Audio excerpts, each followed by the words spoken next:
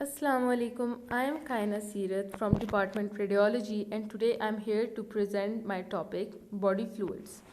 Let's begin with learning what are body fluids. Liquids originating inside the body excreted or secreted from the body.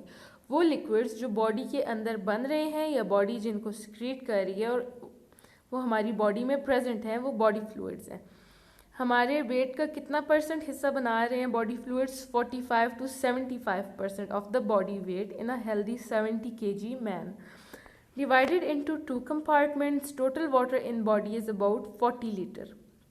अब बताया जा रहा है कि total water content एक healthy male के अंदर अगर बात की जाए whose weight is 72 to 75 kgs तो उसमें 40 लीटर वाटर कंटेंट होगा.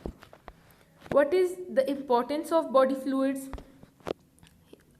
Water in the human body, इसके फंक्शंस देखते हैं. Main component of most cells, necessary for growth and reproduction, aids digestion, helps deliver oxygen, regulates temperature, act as shock absorber, lubricates joints, keeps membrane moist, flushes body waste, used to make hormones and neurotransmitters.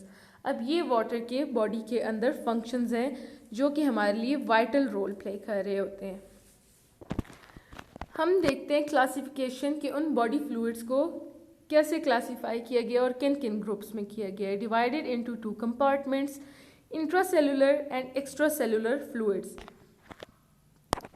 Here you can see the extracellular fluid forms 1/3 of the total body water and intracellular fluid makes 2/3 of total body water. Let's learn more about intracellular fluid. ICF 2/3% inside the cell, 22 liters, 55% of the total body water. यहाँ पे हमें बताया जा रहा है कि intracellular fluid जो है वो हमारे पास 2/3% of the total fluid of the body बना रहा है और ये सेल्स के अंदर पाया जाने वाला इंट्रासेलुलर एनवायरनमेंट में पाया जाने वाला फ्लूइड है. और हमने जैसे कि देखा कि 40 लीटर्स जो है वो total water content in the body है, तो उस 40 लीटर्स में से 22 लीटर्स जो है वो इंट्रासेलुलर फ्लूइड बना रहा है. बॉडी वाटर का 55% हिस्सा इंट्रासेलुलर फ्लूइड है. Let's learn about extracellular fluid. Extracellular fluid forms 1/3%, यानी कि 2/3 हमारे पास इंट्रासेलुलर है, 1/3 हमारे पास एक्स्ट्रासेलुलर है. आउटसाइड द सेल, जैसा कि हमने देखा इंट्रासेलुलर सेल के अंदर का एनवायरनमेंट बना रहा है. एक्स्ट्रासेलुलर फ्लूइड सेल के बाहर जो फ्लूइड पाया जा रहा है, सेल के बाहर का एनवायरनमेंट या बॉडी का एनवायरनमेंट जो बना रहा है वो एक्स्ट्रा सेलुलर फ्लूइड है. ये हमारे पास 45% of the total body water है. Classification of extra cellular fluid देखते हैं कि एक्स्ट्रा सेलुलर फ्लूइड कौन कौन से कंपार्टमेंट्स मिलके बना रहे हैं. Interstitial fluid, plasma, fluid in bones, fluid in dense connective tissues, transcellular fluid. Water percentage in body. अब देखते हैं कि वाटर का कितना परसेंट हिस्सा हमारी बॉडी में प्रेजेंट है. इन्फेंट्स में 75% वाटर पाया जाता है, adult males 60%, adult females 50%, elderly males 45%, elderly females 50%. Here as you can see adult males has 60% of body water and adult female has 50% of body water. ये difference हमारे पास इस वजह से है कि फीमेल्स के अंदर एडिपोज टिश्यूज़ की एक्यूमुलेशन यानी कि fat deposition as compared to males ज़्यादा होती है. तो फैट कंटेंट जो है वो बॉडी में जब ज़्यादा होता है तो वाटर कंटेंट कम होता है. और एल्डरली मेल्स में वाटर कंटेंट डिक्रीज़ कर जाता है यानी कि 45%. ये डिक्रीज़ हमारे पास इस वजह से होता है कि with the passage of time और जैसे जैसे एज बढ़ती है हमारे पास मस्कुलर मास जो है वो डीजेनरेट होना शुरू हो जाता है और फैट डिपोजिशन होनी स्टार्ट हो जाती है. दिस इज़ द रीज़न कि वाटर कंटेंट एल्डर एजेस में कम होता जाता है. Tissue water content. अब देखते हैं कि हमारी बॉडी में कैसे वाटर की डिस्ट्रीब्यूशन हुई है डिफरेंट टिश्यूज़ में. In brain, this is 75%. In blood, this is 83%. In heart, this is 79%. in bones this is 22%, in muscles this is 75%, in liver this is 85%, and in kidney this is 83%. So here we saw कि body की distribution different tissues में किस तरह हुई है. What is the composition of body fluids? अब देखते हैं कि body fluids के अंदर क्या क्या पाया जाता है. दो तरह की चीज़ें हैं, ऑर्गेनिक और inorganic substances. Let's begin with organic substances. Organic में हमारे पास glucose, amino acid, fatty acid, hormones and enzymes are present in body fluids. और इनऑर्गेनिक सब्सटेंसेस में हमारे पास sodium, potassium, calcium, magnesium, chloride, phosphate and sulphates are present as inorganic compartments. So this is the composition of body fluids. Let's learn what is interstitial fluid. Present between the cell approximately 80% of the extracellular fluid. जो कि हमारे पास fluid tissue spaces में present होता है उसको हम interstitial fluid कहते हैं, और ये extracellular fluid का total 80% हिस्सा बनाते हैं. Plasma, major ECF. प्लाज्मा भी हमारे पास एक्स्ट्रा सेलुलर फ्लूइड का एक मेजर कंपार्टमेंट है और present in blood approximately 20% of the ECF. ये हमारे पास ब्लड में है और ये 20% ऑफ एक्स्ट्रा सेलुलर फ्लूइड बनाता है. यहाँ से हमें पता चल रहा है कि एक्स्ट्रा सेलुलर फ्लूइड जो है वो टू मेजर कंपार्टमेंट्स यानी कि इंटरस्टिशियल फ्लूइड और प्लाज्मा से मिलके बना है. इंटरस्टिशियल फ्लूइड 80% और प्लाज्मा 20%. बाकी lymph, synovial fluid, cerebrospinal fluid, pleural, pericardial and peritoneal fluid. Lymph हमारे पास एक्स्ट्रा सेलुलर फ्लूइड का ही एक कंपार्टमेंट है. और lymph, what is lymph? Lymph is blood without RBCs और इसका इम्यूनिटी में रोल होता है. Synovial fluid as we can see from the name हमारे पास साइनोवियल जॉइंट्स में प्रेजेंट होता है. साइनोवियल मेम्ब्रेन इसको सिक्रेट करती है for the lubrication of the joint. तो ये साइनोवियल फ्लूइड हमारे पास एक्स्ट्रा सेलुलर फ्लूइड का हिस्सा है. सेरेब्रोस्पाइनल फ्लूइड, ये सेरेब्रोस्पाइनल फ्लूइड हमारे पास ब्रेन के अंदर पाया जाता है, ये भी एक्स्ट्रा सेलुलर फ्लूइड का हिस्सा है. प्लूरल फ्लूइड जो कि हमारे पास प्लूरा में प्रेजेंट होता है अराउंड द लंग्स, जो हमारे पास सैक लाइक कैविटी जो होती है प्लूरा, उसके अंदर प्लूरल फ्लूइड है. पेरिकार्डियल फ्लूइड यानी कि हार्ट के जो मेम्ब्रेन है पेरिकार्डियम, वहाँ पे जो फ्लूइड है वो pericardial fluid and peritoneal fluid. ये सारे फ्लूइड्स हमारे पास एक्स्ट्रा सेलुलर फ्लूइड का हिस्सा है. इंटरस्टिशियल फ्लूइड, इंट्रासेलुलर फ्लूइड यानी कि सेल्स के दरमियान में, जो सेल्स के अंदर हमारे पास इंट्रासेलुलर और सेल्स के बाहर का जो इन्वायरमेंट है वो interstitial fluid. Largest portion of ECF as we learn above कि एक्स्ट्रा सेलुलर फ्लूइड का 80% हिस्सा हमारे पास इंटरस्टिशियल फ्लूइड बनाता है. So this is the largest portion of extra cellular fluid.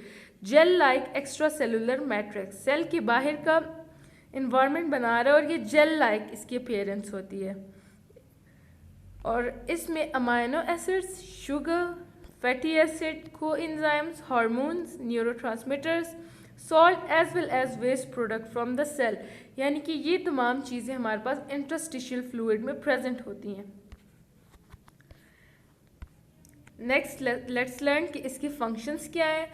Barrier यानी कि ये हमारे पास एक सेपरेशन का काम कर रहा है, इंट्रासेलुलर फ्लूइड और प्लाज्मा को अलहदा कर रहा है. Plasma is also a compartment of extra cellular fluid.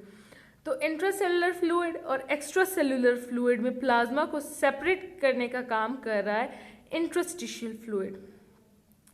Plasma membrane, blood vessel wall, यानी कि यही इंटरस्टिशियल फ्लूइड हमारे पास हर जगह पे सेपरेशन का काम कर रहा है, सेल के इंटरनल इन्वायरमेंट को एक्सटर्नल इन्वायरमेंट से सेपरेट करने का काम कर रहा है. As you can see here in this diagram, हमारे पास इंट्रासेलुलर इन्वायरमेंट भी शो किया गया है. फिर इंटरस्टिशियल फ्लूइड हमारे पास कैपिलरी और टिश्यू के दरमियान में है. ये टिश्यू स्पेसिस के दरमियान में हमारे पास जो फ्लूइड है वो इंटरस्टिशियल फ्लूइड है. Now what is plasma? Fluid portion of the blood. इसका फंक्शन क्या है? न्यूट्रिएंट ट्रांसपोर्ट, यानी कि आरबीसीज के अलावा का जो पोर्शन हमारे पास ब्लड का होता है उसको हम प्लाज्मा कहते हैं, और ये बाकी न्यूट्रिशंस की ट्रांसपोर्ट करता है। इसके अंदर क्या है? इसके अंदर हमारे पास लिम्फ है, प्रोटीन्स हैं, कार्बोहाइड्रेट्स हैं, मिनरल्स हैं, नॉन प्रोटीन, नाइट्रोजन, ये सारी चीज़ें हमारे पास प्लाज्मा के अंदर प्रेजेंट होती हैं। अब इस टेस्ट ट्यूब में हमारे पास आरबीसीज और प्लाज्मा सेपरेट हुए हैं। जब 3000 आरएमपी पे रेवोल्यूशन पर मिनट पे हम लोग 30 मिनट्स के लिए सेंट्रीफ्यूज करते हैं ब्लड को, तो उसमें 2 कंपार्टमेंट्स सेपरेट हो जाते हैं, जिसमें आरबीसीज जो है हमारे पास हेमाटोक्रिट वैल्यू 45% दे रहा है और 55% हमारे पास प्लाज्मा आ रहा है। और ये वाइट बफे कोट जो हमारे पास है, ये वाइट ब्लड सेल्स का एक कोट या एक लेयर यहाँ पे बन जाती है। डेंसिटी की बेसिस पे इस तरह अलहदा किया जाता है। Now you can see what is plasma. This is the fluid portion of the blood. It mostly contains water. इसमें वाटर कंटेंट हमारे पास 92% होता है और 8% इसमें बाकी इन ऑर्गेनिक जो सॉलिड्स जो होते हैं वो प्रेजेंट होते हैं, like proteins, lipids, carbohydrates, minerals. Now what is intracellular fluid? Fluid inside the cell, यानी कि सेल के अंदर का जो फ्लूइड है। Here in this diagram you can see, ये एक सेल की रिप्रेजेंटेशन है और इस सेल के अंदर जो हमारे पास फ्लूइड प्रेजेंट होगा उसको हम इंट्रासेलुलर फ्लूइड कहेंगे। साइटोसोल। अब साइटोसोल क्या है? हमारे पास लिक्विड पोर्शन जो लिक्विड इन्वायरमेंट जो होता है, साइटोप्लाज्म का लिक्विड पोर्शन, उसको हम साइटोसोल कहते हैं। क्या काम है इसका? इसका मेटाबॉलिज्म में बहुत इंपॉर्टेंट रोल है और सिग्नल ट्रांसडक्शन में। फ्रॉम दिस पाई ग्राफ या pie chart you can see the division. अब इंट्रासेलुलर फ्लूइड देखें तो ये हमारे पास 55% अप्रोक्सीमेटली 55% पोर्शन बना रहा है। फिर बाकी हमारे पास ये ब्लू और रेड में और ग्रीन में जो हमारे पास शो हो रहा है, ये हमारे पास एक्स्ट्रा सेलुलर फ्लूइड आ जाता है। इस एक्स्ट्रा सेलुलर फ्लूइड को इंटरस्टिशियल फ्लूइड और प्लाज्मा में डिवाइड किया गया है, जो कि रेड से शो किया जा रहा है। Interstitial fluid 80% of extra cellular है। ये ग्रे पोर्शन हमारे पास इंटरस्टिशियल फ्लूइड को प्रेजेंट कर रहा है और रेड पोर्शन हमारे पास प्लाज्मा को। So here the division is clear. What are the electrolytes? Let's learn what are electrolytes present in the body fluids and what is their importance. Salt and minerals, sodium, potassium, calcium, bicarbonates, etc. Chief intracellular cation is sodium. Chief intracellular cation is potassium. Chief extracellular anion is chlorine. Chief intracellular anion is phosphate. Fluid balance इनका काम है। Muscle contraction में हमारे पास electrolytes बहुत important role play करते हैं, की factor in metabolic processes. अब इस डायग्राम में जैसा कि प्रेजेंट हो रहा है, इस सर्कल के अंदर आपको इंट्रासेलुलर इन्वायरमेंट दिखाया गया है और बाहर एक स्क्वायर के अंदर जो नज़र आ रहा है वो आपको एक्स्ट्रा सेलुलर इन्वायरमेंट दिखाया गया है। अब चीफ कैट आयन जो हमारे पास एक्स्ट्रा सेलुलर में दिया गया है वो है सोडियम, और इंट्रासेलुलर में हमारे पास चीफ कैट आयन दिया गया है पोटेशियम। अब एक्स्ट्रा सेलुलर में हमारे पास मेजर जो एन आयन प्रेजेंट है वो है क्लोरीन, क्लोराइड आयन की फॉर्म में, और इंट्रासेलुलर में हमारे पास मेजर एन आयन दिया गया है फॉस्फेट। सो ये इलेक्ट्रोलाइट्स जो है हमारे पास मसल कॉन्ट्रैक्शन में, फ्लूइड बैलेंस में, मेटाबॉलिक प्रोसेसेस में और एसिड बेस बैलेंस में बहुत इंपॉर्टेंट रोल प्ले करते हैं। Approximate electrolyte content of the body. अब यहाँ पे इस टेबल में हमें डिफरेंट इलेक्ट्रोलाइट्स की कंपोजिशन दी गई है कि कितने परसेंट या कितने मिली इक्विवेलेंट्स पर लीटर प्रेजेंट होते हैं। सोडियम हमारे पास एक्स्ट्रा सेलुलर इन्वायरमेंट का मेजर कैट आयन है, इस वजह से एक्स्ट्रा सेलुलर फ्लूइड में इसकी रेंज जो है वो ज़्यादा है, 140 milli equivalent per litre, as compared to intracellular जहाँ पे इसकी कंसंट्रेशन है 10 मिली इक्विवेलेंट्स पर लीटर। इसी तरह potassium extra cellular 4.5 milli equivalent per litre, intra cellular 125 milli equivalent per litre. Magnesium हमारे पास एक्स्ट्रा सेलुलर में 1.7 milli equivalent per litre, intra cellular में 40 मिली इक्विवेलेंट पर लीटर। अब एनाइंस को देखते हैं। बाइकार्बोनेट एक्स्ट्रा सेलुलर फ्लूइड में 25 milli equivalent per liter and in intracellular 10 milli equivalent per liter. Chloride is 100 milli equivalent per liter in extracellular and 25 in intracellular milli equivalent per liter.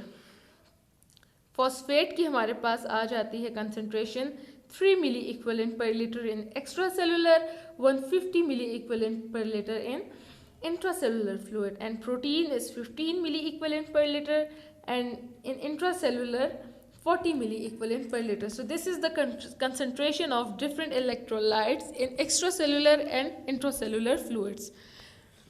Now we have learned what are body fluids, what is their classification, what is intracellular fluid, what is extracellular fluid, what is division of extracellular fluid, what is interstitial fluid, and what is plasma. We will learn their function in the body. Transport body fluid में major जो हमारे पास component है water की बात करते हैं तो हर एक चीज़ हमारे पास वाटर के ज़रिए ट्रांसपोर्ट की जाती है। मेटाबॉलिक रिएक्शन, वाटर हमारे पास मीडियम प्रोवाइड करता है डिफरेंट मेटाबॉलिक रिएक्शन के लिए। टिश्यू टेक्सचर भी मेंटेन रखता है क्योंकि जब डिहाइड्रेशन हो जाती है तो हमारे पास सेल श्रिंकेज हो जाती है, तो ये टिश्यू टेक्सचर और सेल टेक्सचर को भी मेंटेन रखते हैं। टेम्परेचर रेगुलेशन में भी वाटर का बहुत इंपॉर्टेंट रोल है। बफर फंक्शन, हमारे पास वाटर में H+ आयंस होते हैं जो कि हमारे पास बफरिंग एक्शन में बहुत इंपॉर्टेंट रोल प्ले करते हैं। न्यूट्रिशन, यानी कि जितनी भी हमारे पास चीज़ें न्यूट्रिशन जो होती हैं वो वाटर के ज़रिए कोहेसिव फोर्सेस के ज़रिए बॉडी में सप्लाई की जाती हैं। ब्लड क्लॉटिंग में हमारे पास बॉडी फ्लूइड्स का इंपॉर्टेंट रोल है। Defensive function, osmotic function, maintain capillary permeability. So these were different function of the body fluids. So from this presentation you have learned what are body fluids, what is their classification, what is their importance, what is their significance for life, and what are their functions. Hope that you have understand it well. Thank you so much. Allah Hafiz.